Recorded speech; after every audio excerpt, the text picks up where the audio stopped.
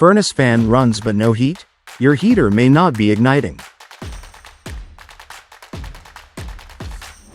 A common issue: blower fan runs, but burners may not start.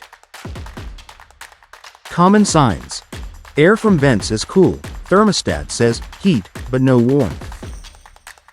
Most common causes include thermostat issues, dirty filters, and ignition failures.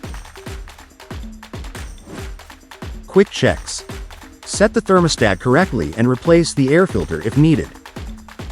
If issues persist, avoid constant retries to prevent locks and further wear.